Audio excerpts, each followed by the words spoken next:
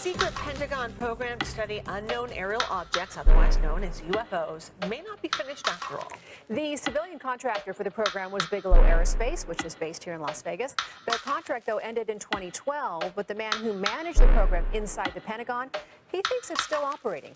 George Knapp of the I-Team is here with more on his exclusive story tonight. His name is Luis Elizondo, and most of us first heard his name last October when he stood on a stage with rock star Tom DeLonge and other government insiders. Elizondo spent 10 years as head of a secret study of unidentified aerial objects. He was also instrumental in the release of official UFO videos recorded by military pilots. We sat down with him earlier this week to ask, among other things, why the Pentagon considers UFOs to be a potential threat. Is it a threat? And if it's a threat, is it Russian? Is it Chinese? And yet, these are all normal questions you would ask, whether you're dealing with terrorism or weapons of mass destruction or any issue du jour, right? National security issue du jour. And yet, here we are with something that doesn't fit. Luis Elizondo has spent most of his adult life protecting his country, on active duty in combat hotspots, handling terrorists at Guantanamo, and at the Pentagon, where he was the point man for A.M.P, the Advanced Aerial Threat Identification Program. The program collected and analyzed information about encounters between the U.S. military and spectacular but unknown technology, what some would call UFOs. My job in the government at the time, really, regarding A.T.I.P. was twofold: to determine what it was and how it worked. Not really focusing on, as I said before, who's behind the steering wheel or their intent. I figured if we can answer at least those two first things, everything else we'll be able to explain later. Elizondo says even his immediate supervisor in the Pentagon was unaware of the program.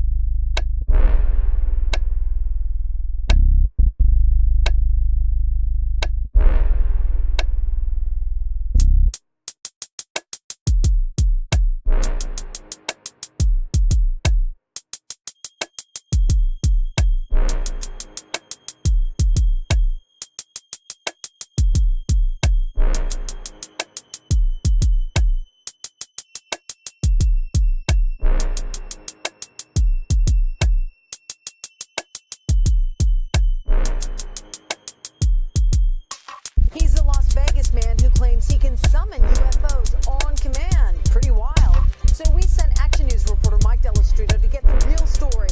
But what he found shocked everyone and could leave you wondering, are UFOs real? And forget the short-term fixes and diets that don't work. Kathy Ray has a plan for every lifestyle to help you win the Battle of the Bulge. Breaking news, solving problems.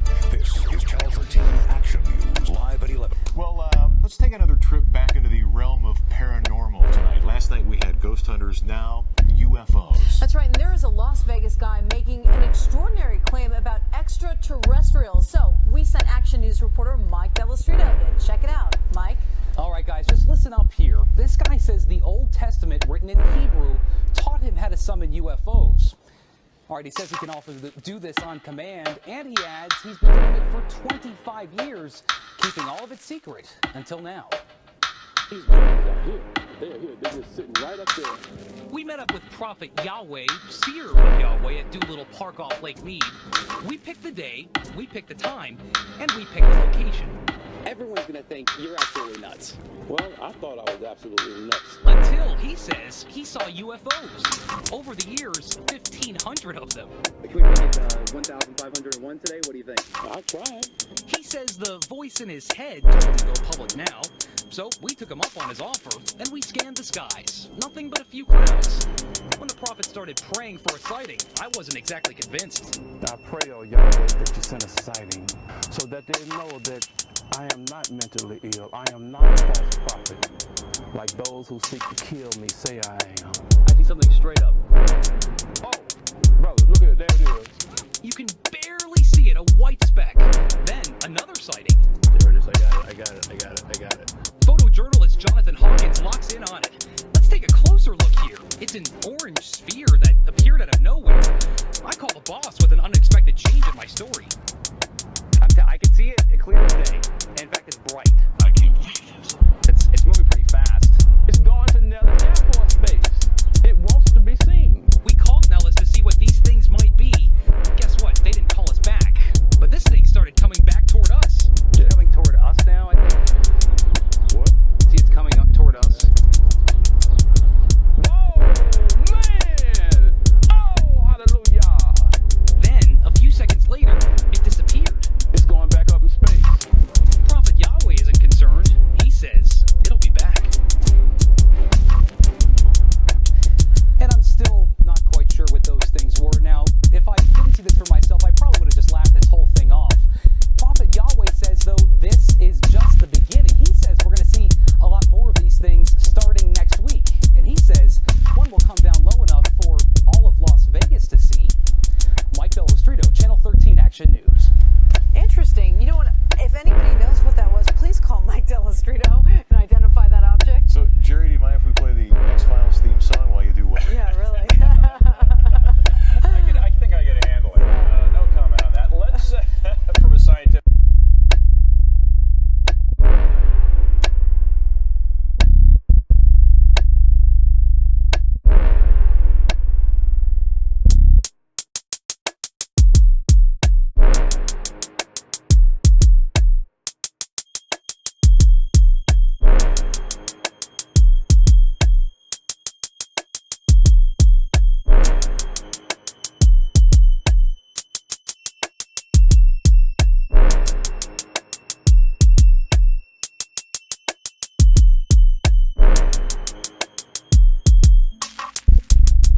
They are speaking to us in the universal language, and the universal language is star constellations. In this first photo, there are pictures of UFOs from all around the world. In each photo, there are 3 UFOs, and they are all arrayed in the same manner. But if you look at the photo in the lower right corner, you will see that they are all aligned identical to the star constellation of Orion. In this first photo, you will see 3 UFOs, and they are arrayed in a long triangle. And to the right, you will see it mirrors a long triangle constellation of 3 stars called the Triangulum constellation. In recent weeks, UFOs have been spotted looking like an oblong diamond or a large square-shaped UFO. And if you look to the photo, you'll see why.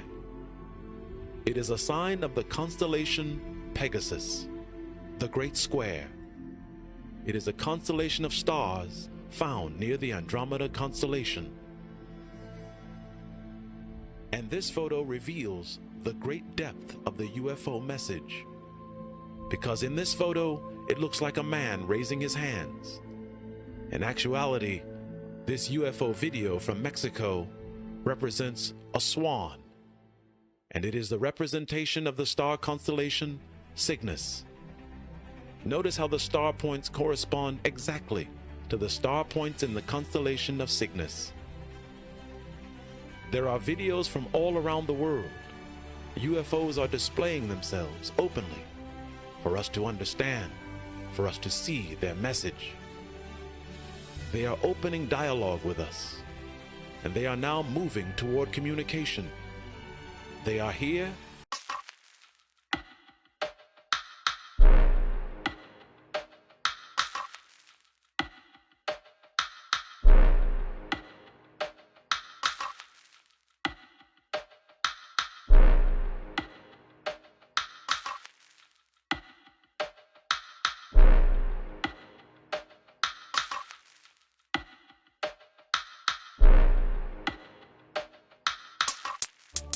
When looking at the pyramid from above, you will see the two hieroglyphs laying one upon the other.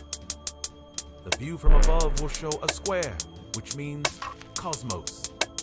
And within the square is an X dividing the four quarters of the pyramids. The brilliance is found in the measure, because the circumference at the base of the pyramid creates a solar circle of 3652.5. When you place this circular measurement upon the X in the square of the cosmos, you will get a message. The Egyptians are telling us that there is something in the cosmos that is important to all of us. A land, a place, or a city in the constellations of space. And this place was so important to the ancients that they spent nearly 20 years building it, so that one day we would know what it means, and that one day we would understand. What place, land, or city is resting in the cosmos, and how do we find it? What opens the meaning of the Great Pyramid of Egypt is curiously found within its walls. Within the pyramid are a king's chamber and a queen's chamber. The king's chamber sets the marker for clues, for within the king's chamber are pyramid inches, which measure wall to wall 365.25 inches. However, it is the queen's chamber which illuminates the mind, because the queen's measurements in inches are not found on the floors or on the walls, but instead, it's found in its ascending measurement. Curiously, from the floor to the ceiling is 364 pyramid inches, and that is the clue. The pyramid base in the king's chamber represents the sun, and the queen's chamber represents the bride of the sun, the moon. And the moon followed a 364-day calendar in ancient Egypt. The number 364 was a very holy number to the Egyptians, and thus its usage indicates that we are looking for something that is very holy. That is the clue, and it means that we are looking for something in the cosmos which travels like the sun or the moon, and how we find it is not in its years, but in its degrees. We are looking for an ancient star which travels in a 364-degree path. And remarkably, this object is very easy to find. In ancient Sumer, Babylon, and Egypt, knowledge of the constellations and their astronomical charts were well known. So to find this mystery star was not hard to do at all. The star found in the search was called Enlil. And in the ancient astronomy of the Babylonians and the Egyptians, they marked that this star followed a 364-degree path. And what is most important about this star is that this star represented a god. The closer you get to the knowledge of this star, the closer you get to understanding the Egyptians and understanding all things. Where you find this star is where you find the end to the mystery of the Great Pyramid of Egypt.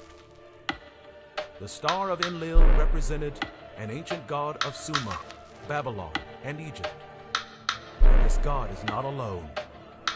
Enlil is accompanied by two other gods of the ancient world, Anu and Ea. These gods may seem foreign to you right now, but time will illuminate your understanding. These three gods represent the meaning of the three pyramids of Egypt, and they tell us why the Egyptians built the pyramids. The gods of the ancient world are not so ancient, because these three gods are still the gods of our world. The first god, whose name is Enlil, in time became Enlil, and Enlil became Elohim. The god Anu, which means creator or all-powerful, is today called God Almighty. And the third god was called Ea, which is pronounced Ea, and it became Ea. and Yah became Yahweh. Today, one of these stars is now named Moth Allah, as it is said to be the place where one met Allah. These three gods are the eternal gods of this earth, and when humanity was young, they came down to them and walked with them and taught them how to build, to write, and to create. But more importantly, they taught them of the skies and from where they came. In these ancient star charts, we find the home of the gods of this earth, and they are all found near the Andromeda Galaxy. The home of the gods, Elohim, Yahweh, and the Creator, are all found as three separate stars. And each star is aligned in the cosmos as a constellation the Egyptians would call a pyramid constellation. We of our day would call this configuration of three stars a triangle or triangulum constellation.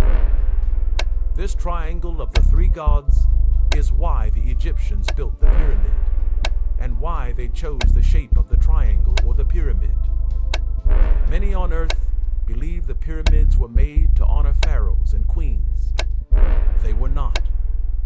The pyramids were not made to honor men and women, but rather they were made to honor God. The gods can look down from the heavens and see what man has done, and they will know he honors them. And more importantly, it demonstrates that they remember all that they were taught about the stars and of the house where God dwells.